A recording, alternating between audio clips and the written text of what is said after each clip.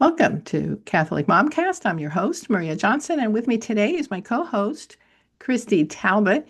You've heard her before. She's a pretty cool woman. I am just so proud of the woman that she has become. Truly, we've been friends for a very long time. So welcome, Kristi. Great to be here. Thank you so much. So tell us a little bit about yourself because you're now a contributor at Catholic Mom now for about a year or two, right? Coming up on 2 years, I Yes, think. it's been a couple years now.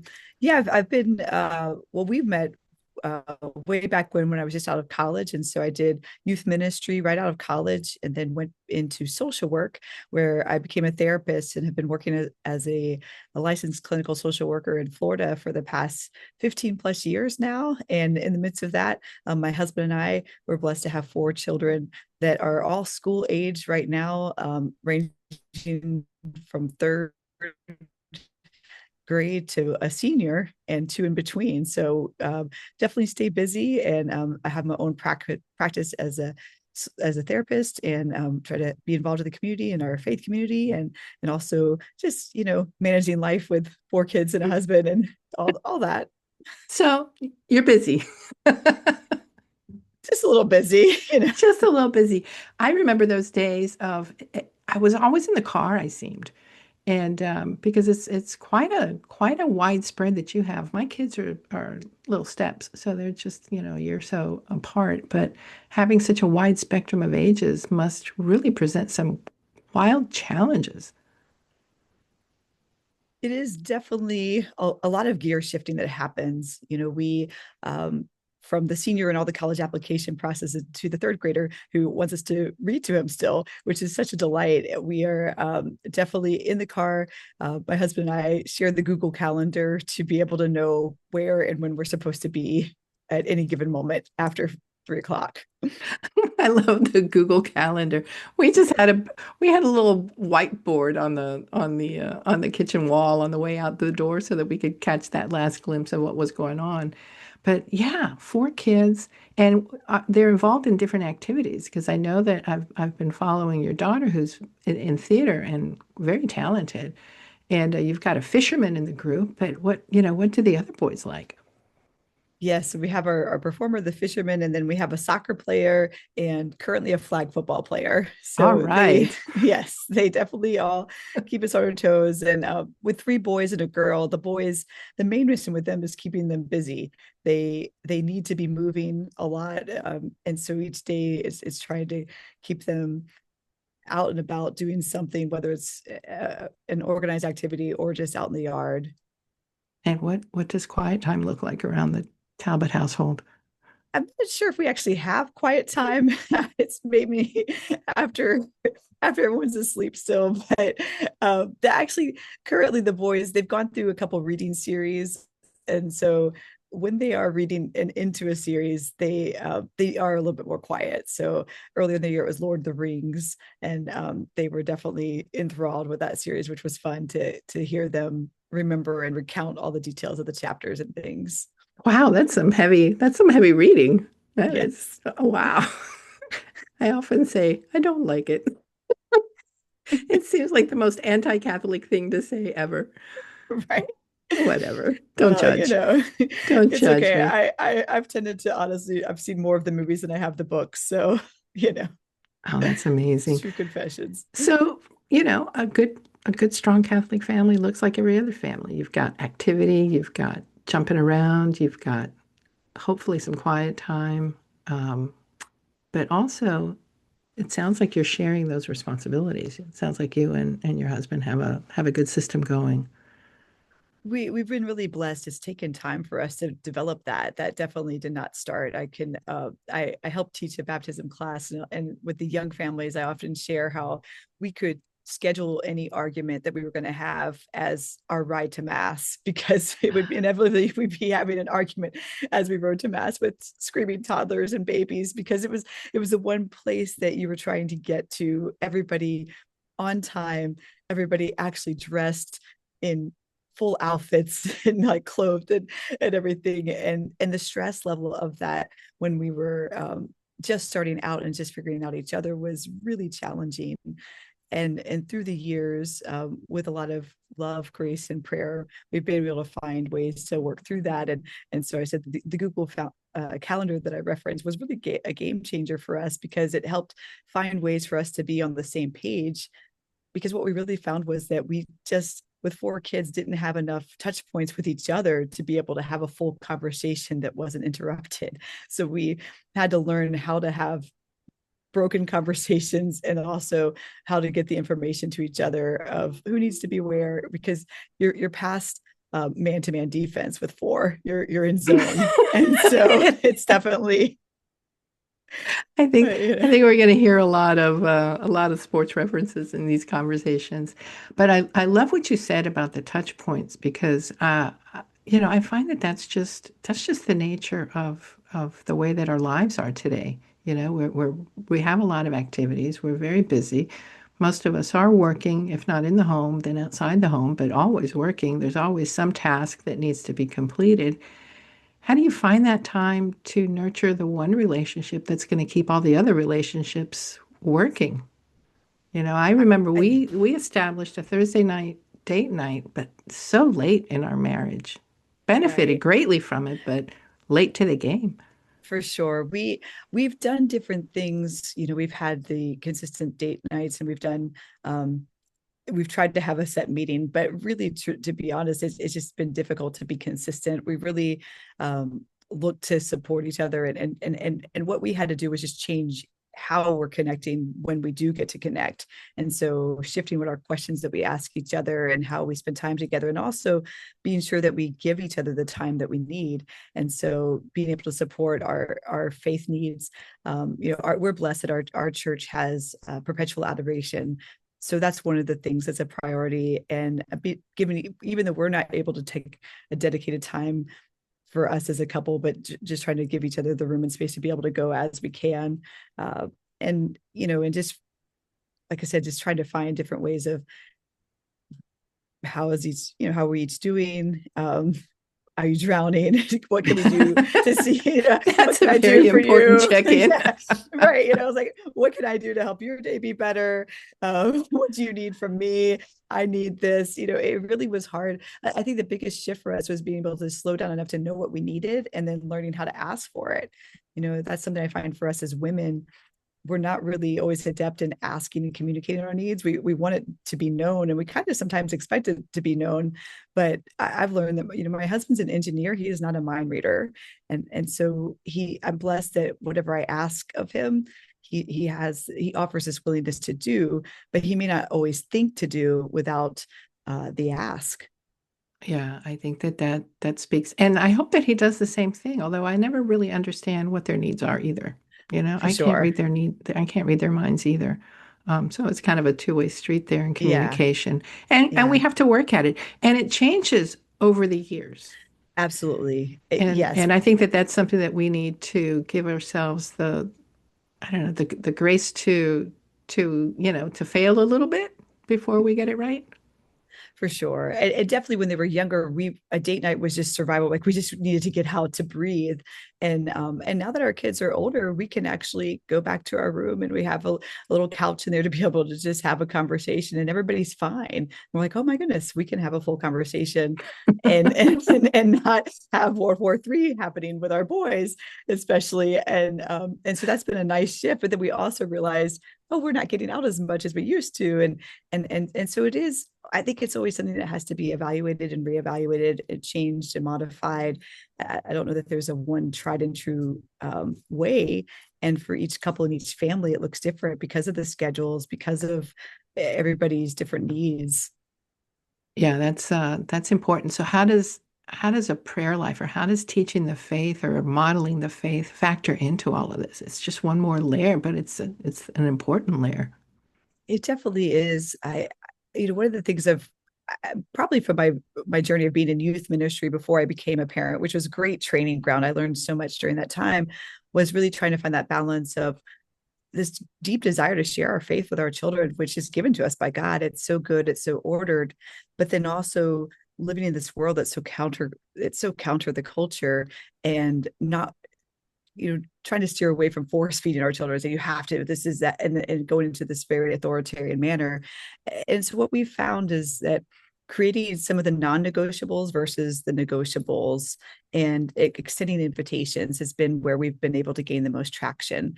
We were not a family that could sit down and pray a rosary when they were little. It just we have ADHD in our family, so I'll just say that. So it was just not something that was conducive or and I know a lot of, I love and have so much respect for the families that are able to do that, especially with young children.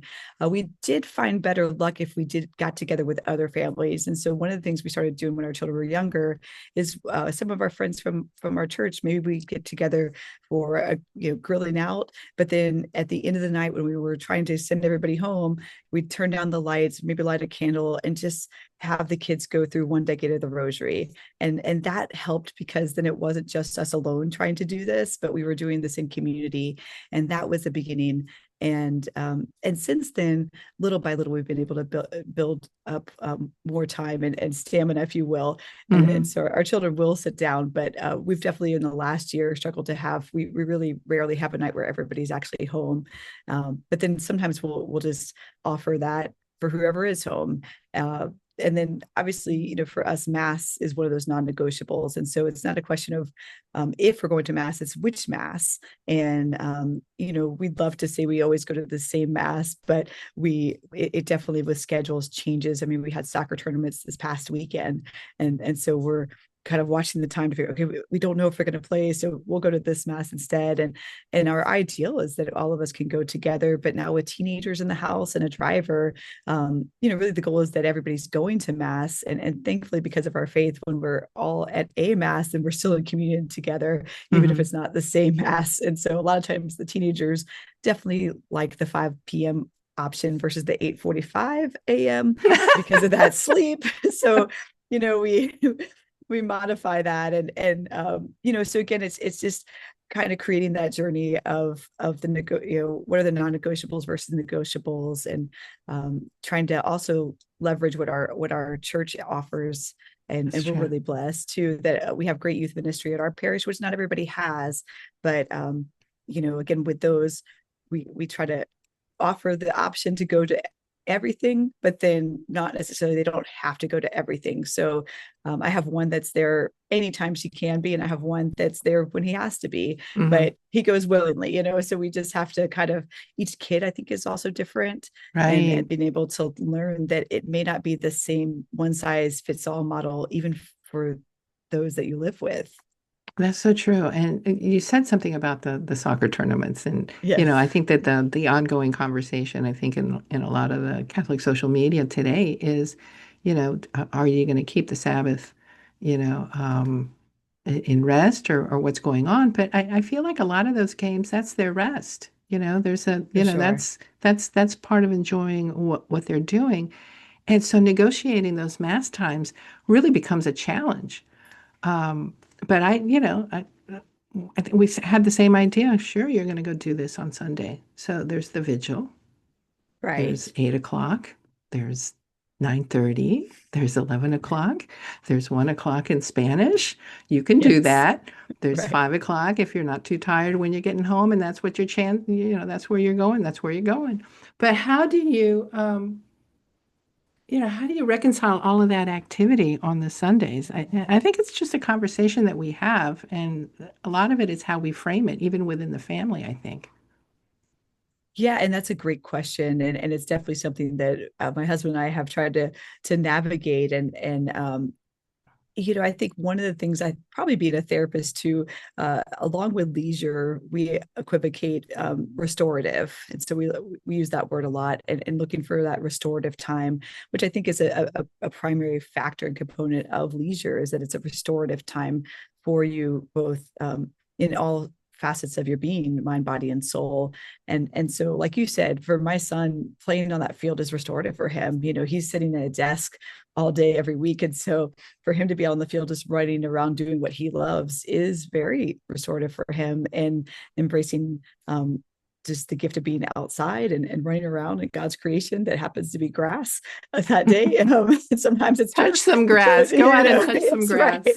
right. So I think, but there's definitely a balance with all of it, and I think that we have to be very intentionally mindful of what leisure is, and making sure that we're safeguarding how much we do, because our I think this conversation is growing because we're inundated with so much constant nature. We're constantly on, constantly doing, constantly going, and not stopping. And that's not how we're made. And so I think that, again, each family has to navigate what that means for them, and to prayerfully discern that journey. And so for us, we tend to have the least scheduled on Sunday, but then again, things do happen. And also, my daughter has jumped into ministry, and so she has leadership for youth ministry, so she's still kind of, in a sense, not off, but it's in service to the church. And so, again, where does that line look like? It gets blurry sometimes, but Mm-hmm. I do think if it's restorative in nature, and so for her to be able to sit down with and share her faith with her friends, even though, again, it's technically they're planning for the next retreat, or planning a life night, that's so restorative, even though there is work involved in it. I love that. I'm going to start using restorative more often. Yeah, it's a powerful word, and it reframes things so well. All right, so you've got this driver, and she's going to her independent mass, maybe dragging along one of her brothers, and that's that's a beautiful transition too, I think, in family, because she's responsible for getting herself to mass, and she's making that choice to go. Now, I know that she's working in ministry, so that kind of makes it a little bit easier for her. But this idea that, yeah, here's the car and you can go at your time. I think for those families where that happens, again, framing it in such a positive way, I think is very powerful. Yes, I mean, we definitely are blessed that she desires to go, and has that initiative to want to go. But I think giving her that independence of being able to choose, again, we're trying to plant that seed that it's not if you're going, it's when you're going. And so Hmm. if you have the car, you have the keys to the car, then you can decide which one you go to.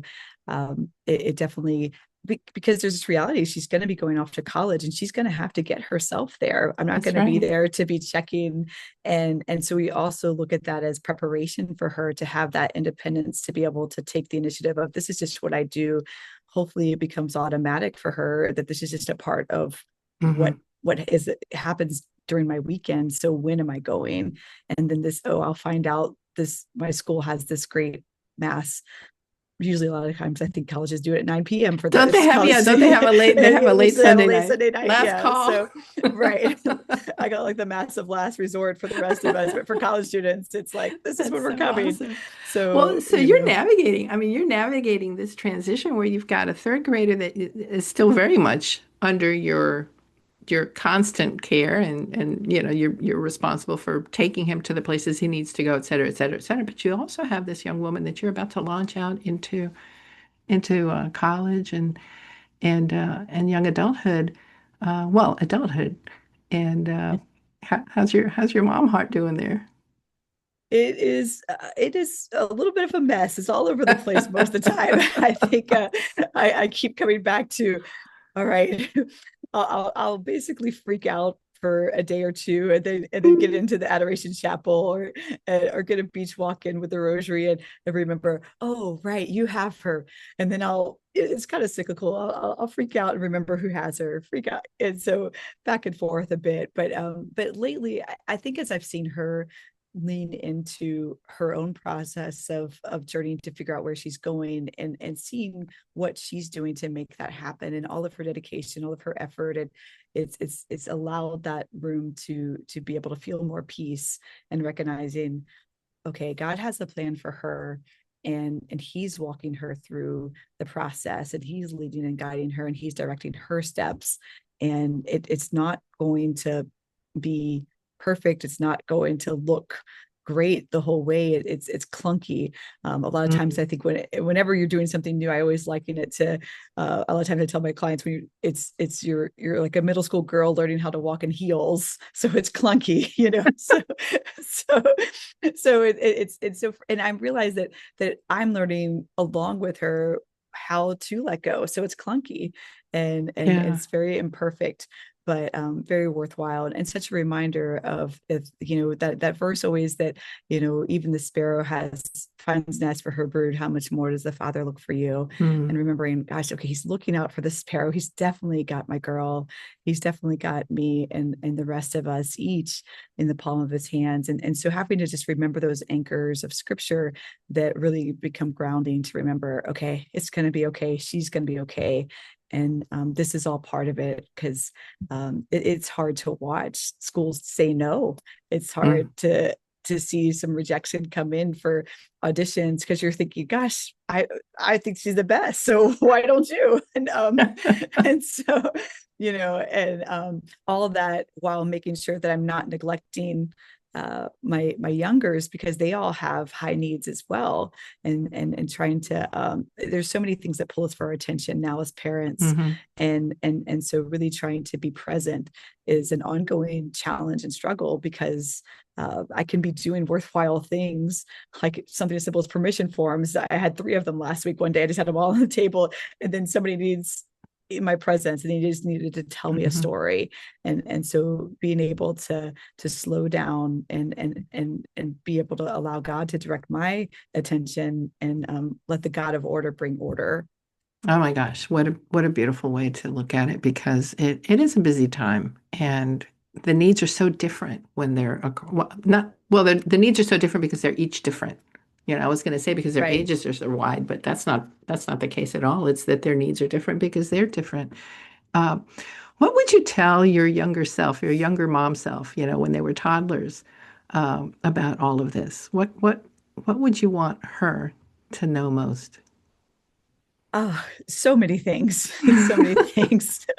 I think of, I am probably not quietly as would be like, you need to calm down. There's a like, just calm down. It's gonna be okay. First, I think so much in that younger me. There's such a desire that's placed upon our hearts as new moms and young moms to do it right. We want to do it right. We want to do the best. But it's hard to slow down and recognize that the best is us just being who God's made us to be, and that we're going to do it very uniquely. It's not going to look like anybody else necessarily around us, because the other people that we're seeing and maybe comparing ourselves to, they're not you. And so really, I think what I would want her to know is that it's so important to be focused first and foremost on who God's made you to be, and be that woman, and allow her to be the mother to your children, because he's planned that our children, we are the perfect person to parent them, as scary as that can be at times. But that was, he knew that who we are and how we are was best for our children, because who they are and how they are, there's alignment. That's beautiful. Thank you, Kristi. Thank you. What a great conversation we had today. Yes, I think it's just so important to hear these words that not just who we are, but whose we are. He loves us. God loves absolutely. us and placed us where we were meant to be. So thanks for joining us today for this Catholic Mom, and thank you all listeners. And we'll be back again next week with a new episode of Catholic Momcast. God bless. Bless.